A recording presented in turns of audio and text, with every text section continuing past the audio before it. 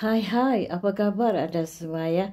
Anda bila menonton ini ya, wajah-wajah insan-insan yang menabik dada ni, Anda sudah tahu ya sifatnya yang seperti mana ya?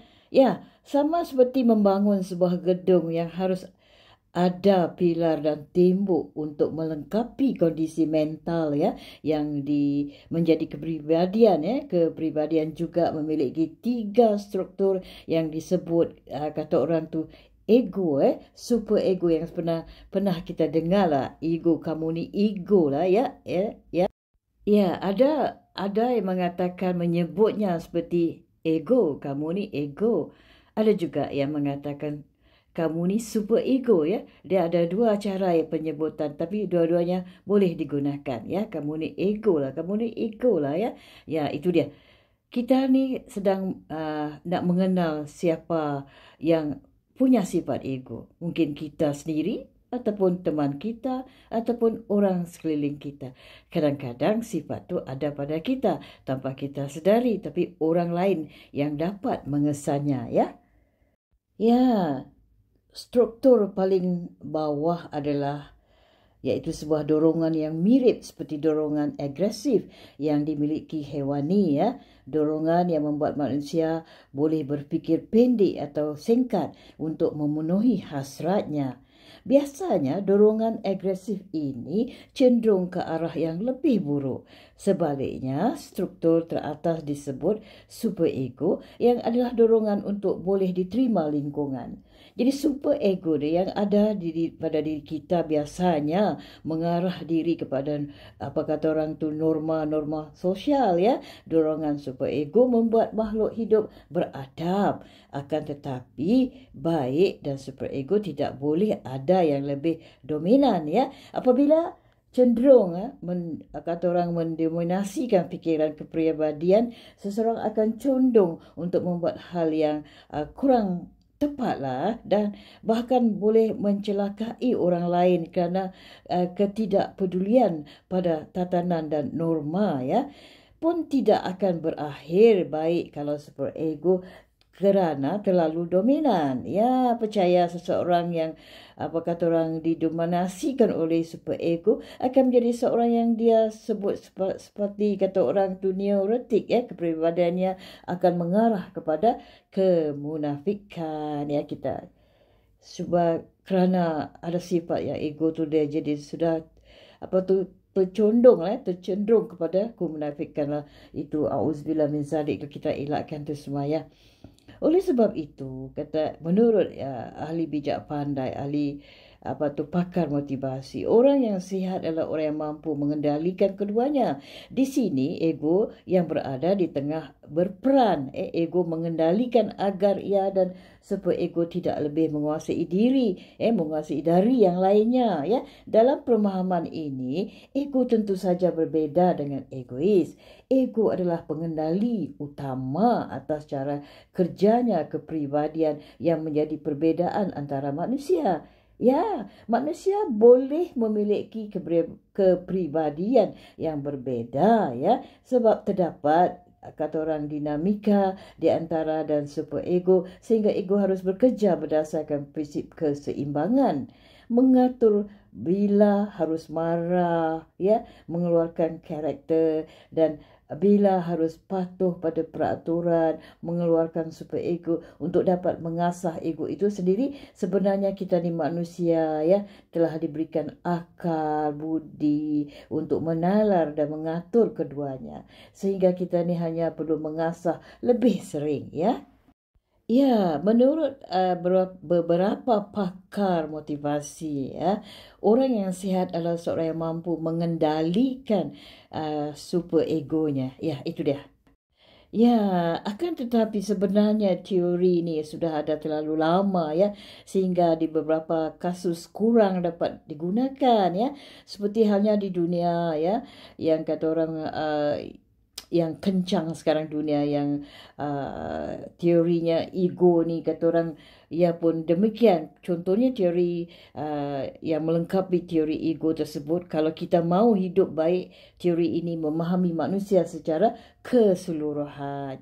Jadi manusia tidak hanya perlu ya, tidak tidak hanya memerlukan fizik saja, tapi juga keperluan kata orang tu aktualisasi diri, ya. Kita di situlah letaknya menjadi pribadi yang baik, ya. Seorang yang tidak ada bertolak ansur pada keperluan tingkat bawah, iaitu makan misalnya, minum dan hubungan sosial, termasuk pengakuan sosial, ya. Ya, itu dia. Jadi kita ni, ya, adalah tahap seorang yang sudah boleh menerima dan memberi itu yang sebaik-baiknya pada eksternal, tidak pada dirinya sendiri. Dia ingin dirinya berdaya, bermanfaat bagi orang lain dan lingkungan, sehingga dia akan mengarah seluruh, ya, dia akan mengerah seluruh potensi diri untuk pihak di luar dirinya tanpa perlu diketahui siapa pun. Jadi tidak lagi perlu pengakuan, ya. Orang tersebut, ya, akan melakukan kebaikan tanpa alasan, sekalipun alasan kewajipan sebagai manusia beragama, ya, dan ingin melakukannya kerana memang ingin melakukannya saja. Dulu orang-orang kita, ya, menterjemahkan diri sebagai manusia yang mewujudkan asas kata orang tu Pancasila.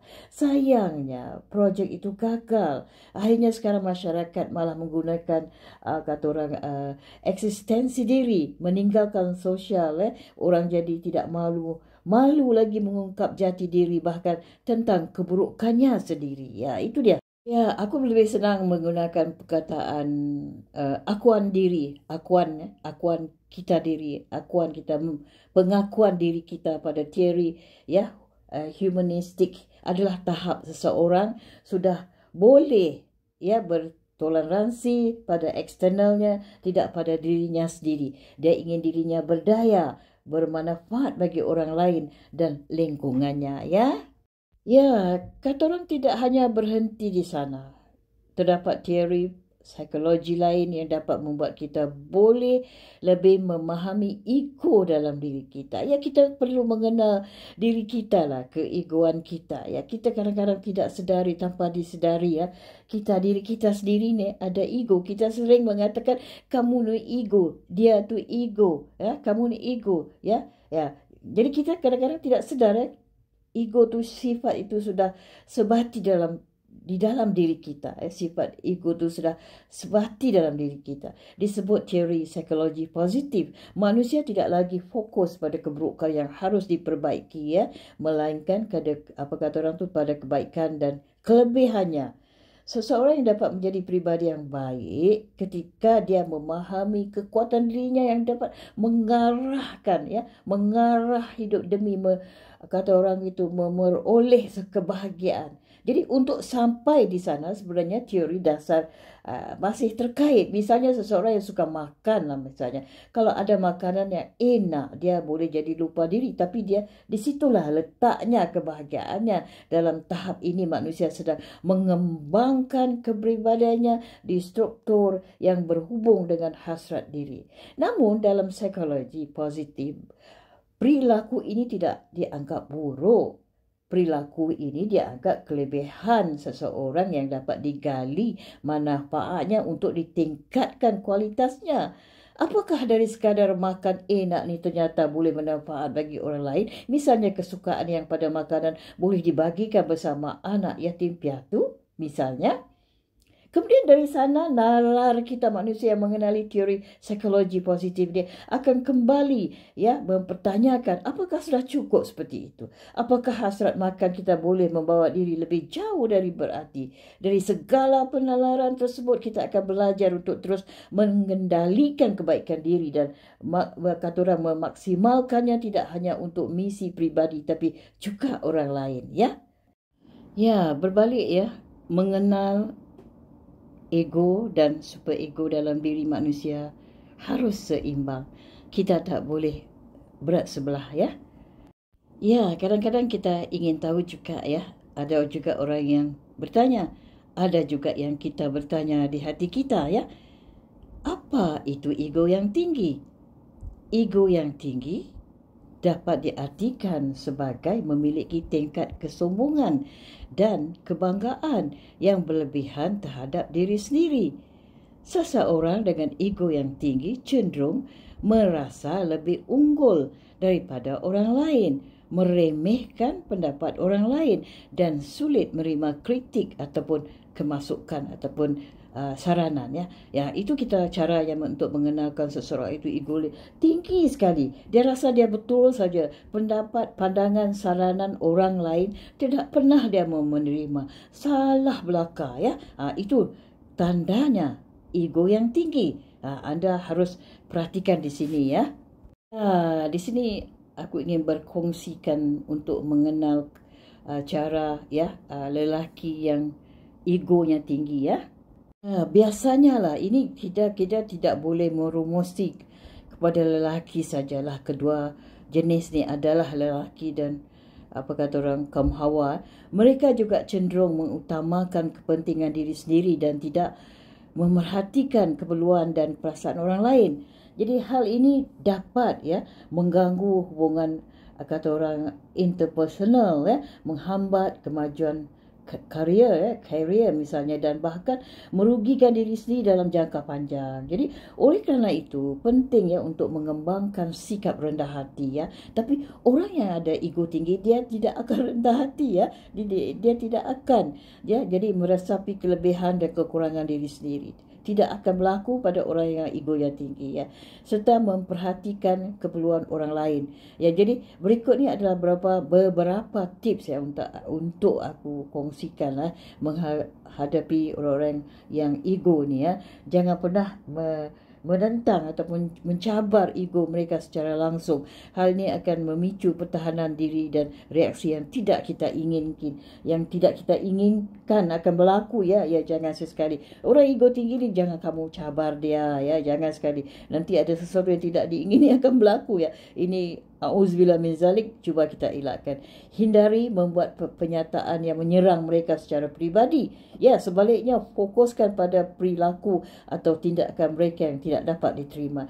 Orang yang ego tinggi ni dia tidak suka dikritik, ya. Kamu puji sajalah dia, ya.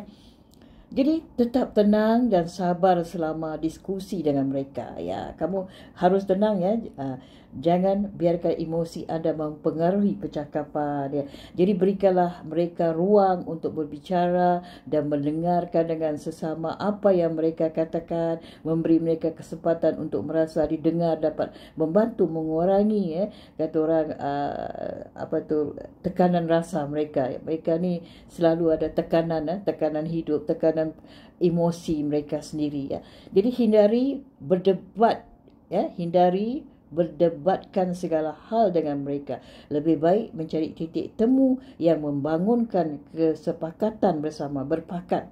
Ada sifat kesepakat atau sifat berpakat, ya. Tidak boleh kita menang sendiri. Orang ada ego tinggi ni, ya, lazimnya orang yang punya ego yang tinggi dapat diartikan sebagai memiliki tingkatan kesombongan dan kebanggaan yang berlebihan terhadap dirinya sendiri.